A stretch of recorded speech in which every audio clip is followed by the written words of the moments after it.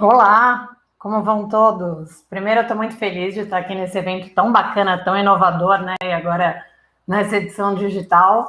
E eu quero me apresentar para vocês. O meu nome é Silvia Hartmann. Eu estou aqui para falar sobre um tema que eu sou muito apaixonada, que é o home office, e que eu sei que agora faz parte da vida de todos vocês. Eu vou compartilhar aqui a minha tela, só um minutinho. Boa, vamos lá. Então, primeiro de tudo, eu quero dizer que essa conversa eu quero ouvir de vocês. Boa tarde todo mundo, boa tarde, Adonis. Eu quero ouvir de vocês, quero que vocês façam perguntas, quero que essa seja uma conversa muito interativa, tá? Então, o que eu vou falar aqui para vocês hoje é migre para home office agora, aprenda a inovar na gestão do seu time.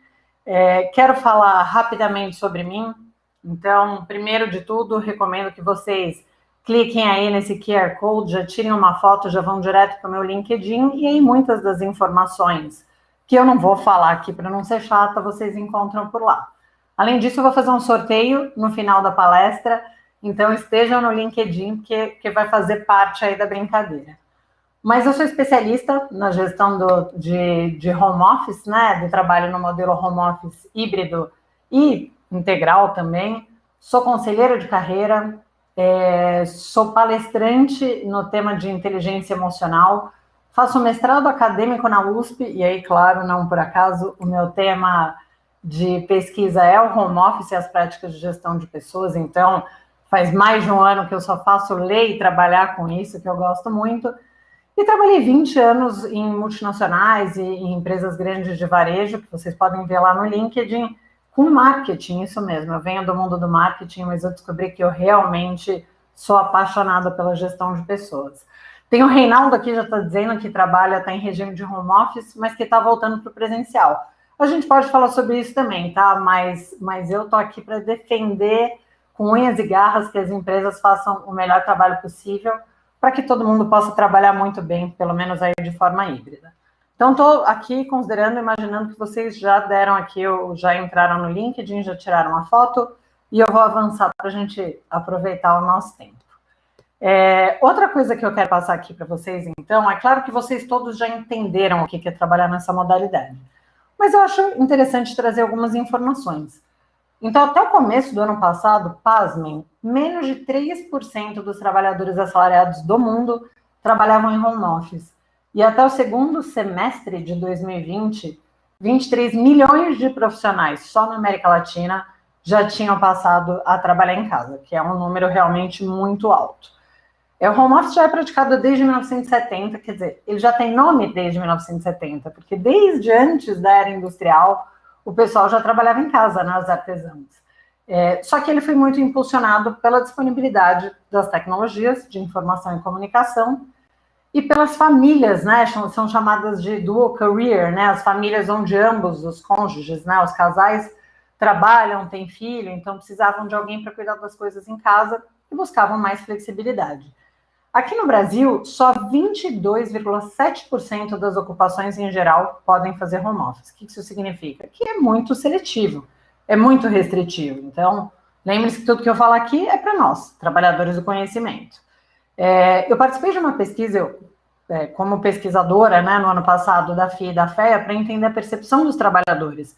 E aí eu queria que vocês colocassem no chat, né, se vocês concordam ou não com isso. Mas a gente levantou no ano passado que 70% dos entrevistados queriam continuar em casa. E que 73% consideravam que a produtividade estava maior trabalhando em home office. Então, contem aí para mim no chat, por favor, se vocês estão satisfeitos e querem continuar, se puderem, em home office. A pesquisa nova já saiu, a gente está agora em 2021, a gente já terminou, a pesquisa já tabulou, e eu vou divulgar no LinkedIn provavelmente na próxima semana, aí com o grupo, né, os meus parceiros de pesquisa. Então, convido todos aí a ficarem ligados, mas o número subiu, tem mais gente querendo continuar em casa. As principais barreiras para a adoção do home office, até a pandemia, né, o anúncio da pandemia, era a desconfiança dos gestores, que a gente acha que quem está em casa não trabalha, desconhecimento de recursos humanos, que nunca tinham praticado, e falta de flexibilidade nas empresas. Eu trago aqui alguns nomes de empresas, né, que anunciaram que estavam migrando definitivamente para o home office.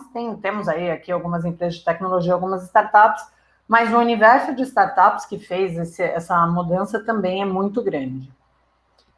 Falando de prós e contras, né, o que as pessoas apontaram aí como as coisas melhores aí de estar em casa? Primeiro, economia no tempo de deslocamento. Esse é o ponto que, assim, tanto essa pesquisa que eu participei, quanto as pesquisas de startup que eu pesquisei, que eu trouxe uns resultados aqui para vocês hoje, mostram que as pessoas gostaram muito de não ter que se deslocar. Gostam da flexibilidade, de passar mais tempo com a família, de ter mais equilíbrio, né, entre vida pessoal e profissional, porque apesar da gente trabalhar muito, às vezes consegue fazer uma atividade na hora do almoço. As empresas tiveram ganhos financeiros porque houve uma redução de custos fixos com o escritório e maior produtividade.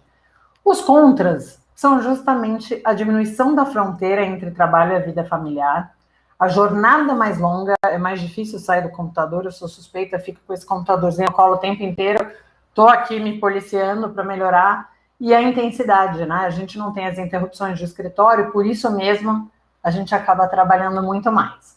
Muita exposição à tecnologia, requer muito mais cuidados na comunicação e requer uma mudança de modelo mental, que eu já vou falar um pouquinho disso, que é você sair da gestão por controle, né? Que eu acredito que vocês que são aí envolvidos no mundo da tecnologia já não devam ter essa prática, mas é comum em muitas empresas grandes e tradicionais, e passar um pouco mais para a gestão por resultado.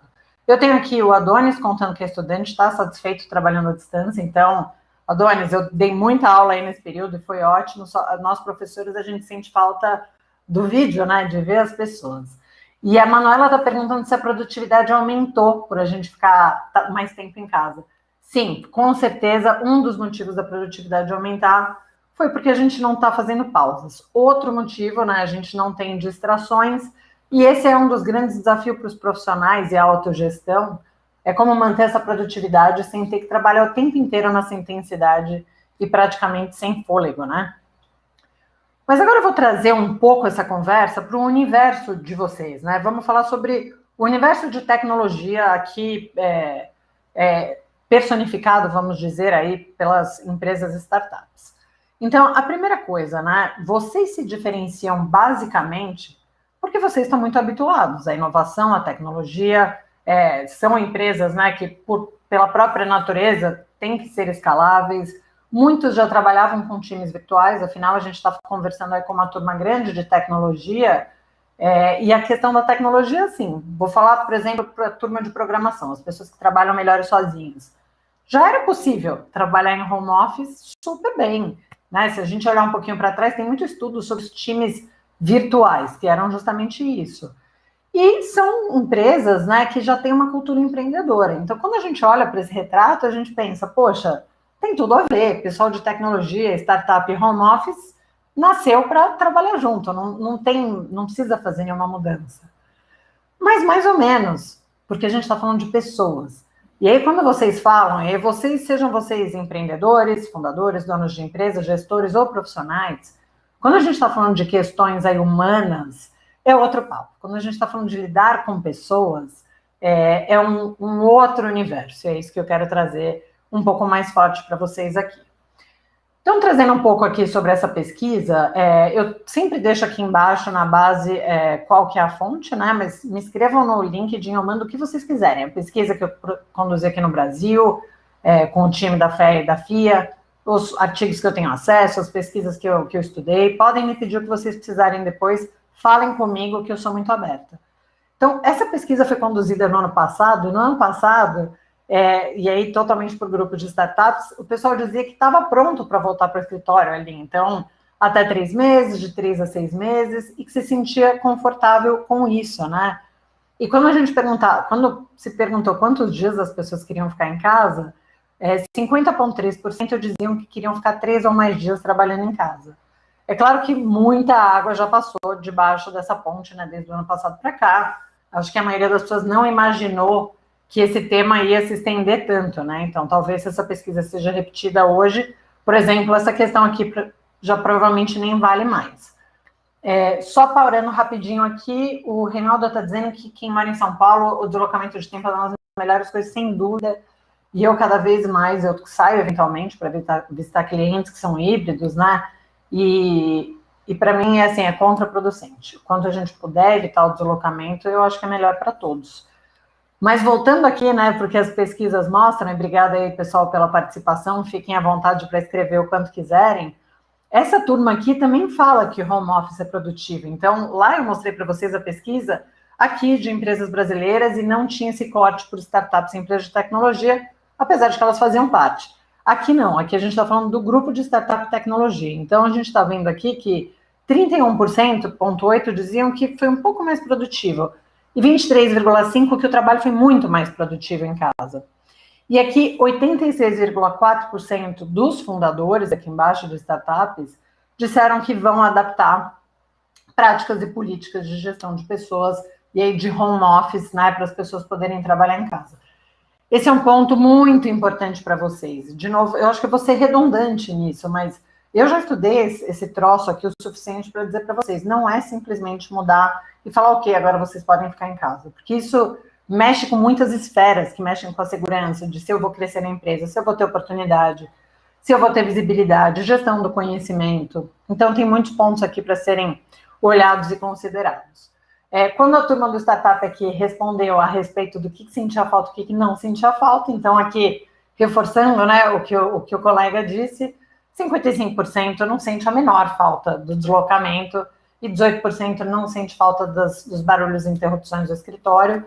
O que as pessoas sentem falta? Claro, da interação social, da colaboração face a face, né, e dessa separação da vida e do trabalho, são pontos muito importantes.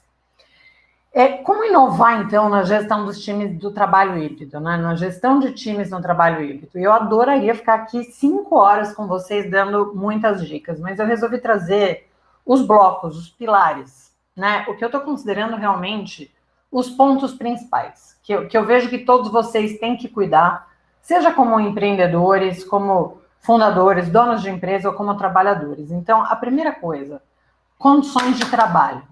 E o que eu quero dizer com isso? A pessoa tem que ter em casa a mesma estrutura que ela teria no escritório. Isso parece muito básico, mas não é. E é claro que tem empresas que são muito pequenas e talvez ainda não tenham condição financeira para tal. Eu sei que muitos de vocês, muitas startups, já não tinham escritórios, né? Até por uma questão de serem empresas novas, começando, que trabalham com tecnologia, e tudo bem, não tem porquê. Mas garantam aí que vocês profissionais façam a sua parte, né? E empresas também façam a sua parte, para que as pessoas tenham uma cadeira adequada, um bom apoio, levante o computador. Então, eu, por exemplo, eu uso livros embaixo do meu computador. Eu tenho uma cadeira boa e eu tenho 2 telas, o que ajuda muito. Vocês de tecnologia, então, eu imagino, deve ajudar, deve ser fundamental para realizar bem o trabalho. Mas façam coisas para que vocês tenham aí a altura certa, trabalhem bem com a ergonomia, esses pontos que são tão importantes. Mantenham a cultura organizacional, e esse é um ponto tão abstrato, né? Tão difícil a gente falar de cultura, porque ninguém pega, né? A cultura, ela representa, e também a cultura não é aquilo que está escrito no site, não é aquilo que está escrito no manual de boas-vindas, quando a gente entra na empresa. A cultura é a forma como as pessoas lidam, como elas trabalham, e principalmente como elas tomam as decisões no dia a dia. Então, como é que a gente faz para manter todas as pessoas da empresa de acordo com a nossa cultura? Então, olha, a nossa empresa é... Tudo bem, eu sei que para vocês isso é básico, mas a empresa é muito dinâmica ou é muito flexível. A gente vai trabalhar, sei lá, trabalha 24, sei lá, trabalha todos os dias da semana. Então, a gente já tinha uma cultura de interação. Não sei, seja o que for, é muito importante que a gente consiga manter essa cultura, principalmente com as pessoas que estão entrando na empresa. Então, assim, captação de talentos, buscar as pessoas certas. Tem estudos que dizem que o índice de acerto de contratação da entrevista é super baixo. Quando a gente já está contratando pessoas que talvez a gente nem interaja pessoalmente em um longo tempo, né, que a gente só tem uma interação digital, como é que a gente faz? Né? A gente tem que contratar muito bem, a gente tem que avaliar muito bem essas pessoas. Eu sei que hoje em dia a gente já tem formas, já tem os currículos em formato de vídeo, mas essa é uma prática que tem que ter muito cuidado e muita assertividade. Desenvolver as pessoas dentro da empresa também, e até antes disso, integração. Quando uma pessoa chega na sua empresa, esse é aquele momento dela entender. Então, vamos fazer um happy hour online, vamos fazer boas-vindas. Óbvio, vamos mandar o kit para casa das pessoas, tem que mandar o kit para casa das pessoas, a pessoa tem que se sentir recebida. Quando a gente trabalha em home office, a gente tem que cuidar muito dos pequenos rituais e das novas rotinas. Essas são, assim, duas palavras super importantes. Desenvolvimento customizado. O que significa isso? Desenvolvimento de pessoas. Quando começou a história do home office ano passado, eu ouvia muita gente dizer: não, a gestão agora é por resultado, é por produtividade, e só vai sobreviver quem tem autogestão e quem é autônomo e proativo. É mesmo? E aquela pessoa que é super analítica, que faz toda a parte financeira da sua empresa e que precisa do acompanhamento do, sei lá, do sócio e que não consegue trabalhar bem sozinha, mas que entrega as contas impecáveis no mês? E aquela outra empresa do departamento comercial? Eu vi aqui em alguns artigos, artigos mais mercadológicos, que se por um lado a turma de tecnologia se adaptou muito bem, os times comerciais sofreram muito, porque estavam interagindo, tomavam decisões rápidas, iam pessoalmente nos clientes, né, geravam rapport, enfim, aquelas coisas que a gente faz no tete-a-tete pessoal. Então, assim, cuidem das pessoas. Se você tem uma pessoa autônoma e autogerida, você pode falar com essa pessoa a cada 2 semanas, uma vez por semana. Agora, se você tem pessoas mais dependentes, com essas pessoas dependentes, você vai ter que falar todo dia. Você vai ter que ter um, sei lá, um Slack, alguma ferramenta que ela saiba que deu algum pau, ela vai poder te procurar. Porque simplesmente essa pessoa precisa estar muito acostumada a virar para o lado de fazer uma pergunta. E talvez se ela não tiver essa possibilidade, ela não vai conseguir entregar. Pegando aqui uma pergunta, Silvia, você acha que as empresas e startups que possuem diversas salas alugadas irão adotar massivamente o regime de home office para diminuição de custos? Eu não tenho como afirmar isso. Eu acho que existe uma grande tendência, principalmente para essas empresas que já trabalhavam com times dispersos, de reduzir ainda mais o investimento em espaços fixos, né? Por questões, assim, que eu, pelo menos, considero quase óbvias. Se a gente já estava permitindo que as pessoas trabalhassem de lugares diferentes, então vamos deixar todo mundo em casa. Mas o que talvez tenha que manter? Para empresas que têm um espaço fixo, estão diminuindo os escritórios. Para quê? Para que tenha, sei lá, menos bias e que as pessoas vão, de vez em quando, se quiserem ir trabalhar lá, se quiserem fugir da confusão de casa e, eventualmente, ter uma interação. E tem empresas que talvez aluguem salas sob demanda. Mas eu vejo uma tendência muito forte, já antecipando, né? A pergunta final é: qual é o futuro do trabalho? Qual é o futuro do lugar de trabalho? Eu vejo claramente que a tendência é o trabalho híbrido e, sendo o trabalho híbrido, os escritórios diminuírem e a gente estimular cada vez mais que as pessoas trabalhem em casa. Não adianta, a gente tem que ter coerência, né? O famoso walk the talk. Então, assim, não adianta você estimular que as pessoas trabalhem de casa e o gestor vai para o escritório todo dia, ou então o sócio vai para salas alugadas nos coworkings todo dia e fica lá, você está onde? Você está trabalhando onde?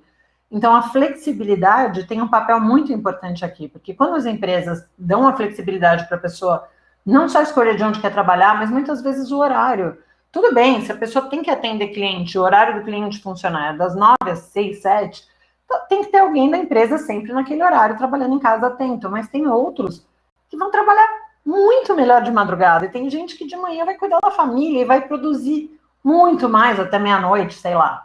Então, essa flexibilidade, assim, os estudos já muito antes da pandemia, eu tô falando aí de anos, dezenas de anos de estudos de home office dizem que a modalidade funciona muito melhor com flexibilidade.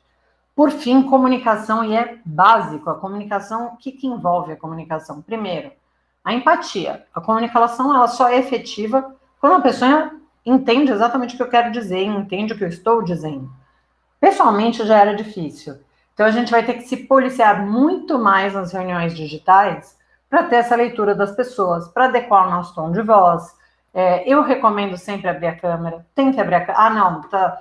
Sei lá, meu cônjuge está fazendo a faxina aqui atrás, a criança está correndo, tudo bem, é uma exceção. Mas quando der, vira o computador para a parede, deixa no mudo quando não estiver falando e mostra a sua carinha. Somos pessoas, afinal de contas. A gente tem que manter a interação. Uma recomendação, se você é híbrido, tem um escritório fixo, metade vai ficar no escritório, metade em casa, faça sempre as reuniões todas online. A não ser que você tenha um aparato tecnológico e capacidade de investimento para ter, assim, uma sala... Poxa vida, com aquela tecnologia incrível, que a captação de som é perfeita, deixe todo mundo online, porque senão as pessoas que estão em casa sempre serão desfavorecidas, tá? Aqui, boas práticas, eu vou passar rápido por isso, né? Então, porque algumas até são redundantes, então, atenção às atividades de integração, manter, sim, as daily, mantenham as reuniões diárias, mesmo que seja na tela do computador, em pé, sentado, tomando café, como vocês quiserem. Isso não muda a necessidade do ser humano de atualizar essa velocidade, ela é a mesma. Promova interações em grupos. Então, assim, faça realmente algumas atividades. E eu sei que é difícil, né? Ontem eu conversava com uma pessoa super inserida no mundo das startups, trabalha numa aceleradora, e ele me dizia que é muito mais difícil, né? Você fazer uma atividade social online. Mas tente, é super importante. Faça interações online, estimulem a cultura, permita a flexibilidade, avalie o horário que cada um trabalhe melhor. Então, sabe as multinacionais que elas têm que buscar lá aquele horário no dia que atende a vários países? Faça isso com a sua equipe. Pegue aquele horário que atenda todo mundo. Então, vamos lá, 1 da tarde. Pega a turma da manhã, pega a turma da tarde, pega a turma que tem filho, pega a turma que estuda. Escolhe um horário que seja bom para todos e deixa aquele horário para as reuniões em grupo. E faça aquelas one-on-one, né, aquelas reuniões 1-a-1, de repente nos horários que são melhores para cada um. Sempre considere todos os estilos, todas as pessoas. Substitua os benefícios, isso tem sido uma super prática. Tem empresas, inclusive startups, que trocaram ali os benefícios de transporte, né, e de refeição por cartões de crédito que a pessoa pode usar para comprar livro, para estudar, para comprar curso, para fazer supermercado, coisas que realmente colaborem aí com o desenvolvimento, que a pessoa perceba aquilo realmente como um benefício.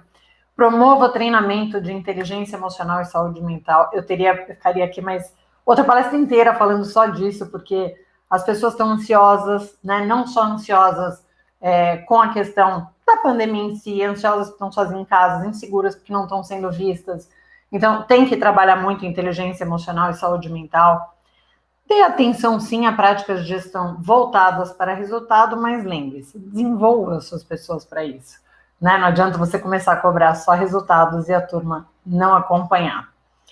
Você acha que a sua empresa está pronta para trabalhar em home office? Vocês sentem que a sua empresa está pronta para essa nova realidade de trabalho?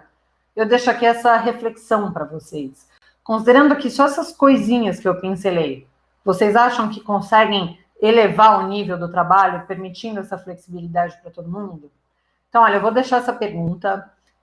Como que eu posso contribuir na construção dessa nova realidade? Então, eu trabalho com empresas de 3 formas.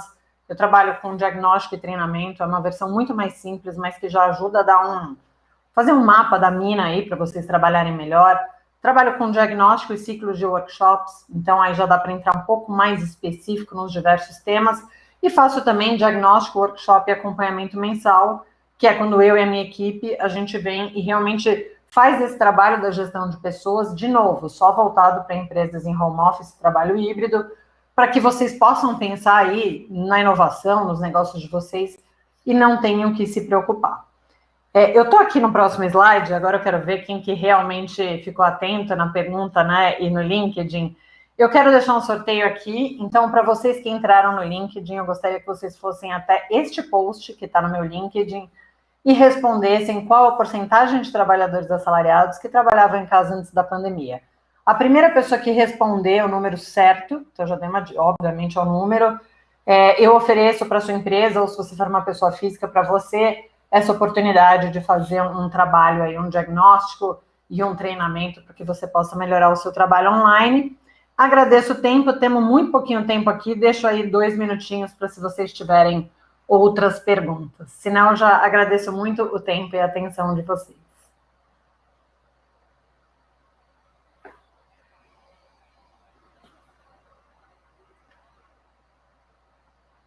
Bom, não tendo mais perguntas, então estou aqui disponível para bate-papo, o que vocês quiserem. Me inscrevam, sou uma apaixonada pelo tema e estou à disposição sempre que vocês queiram tirar dúvidas a respeito. Obrigada, pessoal da Campus, foi muito bom estar aqui. Muito obrigado por ter vindo, nós agradecemos. Até a próxima. Tchau, tchau. Até a próxima.